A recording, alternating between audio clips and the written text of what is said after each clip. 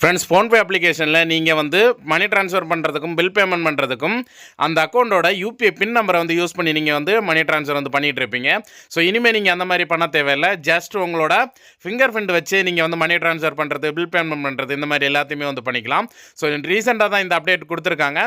இந்த அப்டேட் பற்றி தான் இந்த வீடியோவில் நம்ம பார்க்க போகிறோம். ஸோ இது எப்படி எனேபிள் பண்ணுறது, எப்படி யூஸ் பண்ணுறது அப்படிங்கிறத தெளிவாக இந்த வீடியோவில் நம்ம பார்த்துடலாம். வீடியோ பார்க்குறதுக்கு முன்னாடி நம்ம ஸ்டார் ஆன்லைன் சேனல் இருக்கேன், சப்ஸ்கிரைப் பண்ணுங்கள்.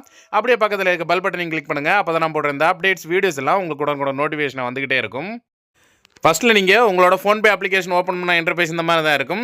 இதில் டாப்பில் உங்களோட ப்ரொஃபைல் ஐக்கான் இருக்கும், அதை கிளிக் பண்ணிக்கோங்க. அதை கிளிக் பண்ணிங்கன்னா உங்களுக்கு மேனேஜ் பேமெண்ட்ஸ் அப்படிங்கிற ஆப்ஷன் இருக்கும். அந்த ஆப்ஷன் வந்து கிளிக் பண்ணிடுங்க.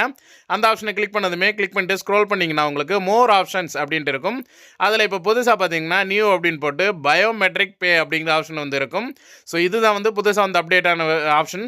ஸோ இந்த ஆப்ஷனை வந்து கிளிக் பண்ணுங்கள். கிளிக் பண்ணதுமே நீங்கள் ஆட் பண்ணி வச்சிருக்க பேங்க் அக்கௌண்ட்டில் எந்த பேங்க் அக்கௌண்ட்டுக்கெல்லாம் இப்போ எலிஜிபிள் இருக்குது அப்படிங்கிறதுல நீங்கள் எண்டில் ஆக்டிவேட் அப்படிங்கிறத காட்டும்.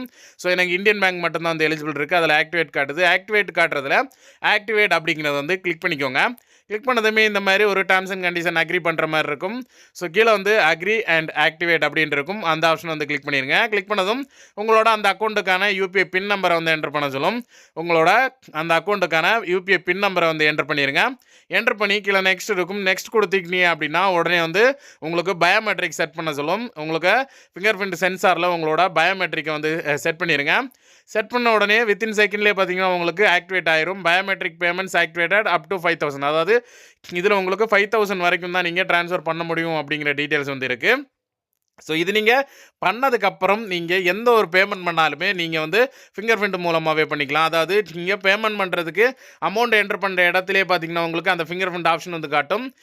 அந்த ஆப்ஷன் காட்டினதுக்கப்புறம் நீங்கள் பே கிளிக் பண்ணிவிட்டு உங்களோட ஃபிங்கர் பிரிண்ட்டை அதில் வச்சாலே போதும். வித்தின் செகண்ட்லேயே வந்து பேமெண்ட் வந்து சக்ஸஸ்ஃபுல் ஆயிரும்.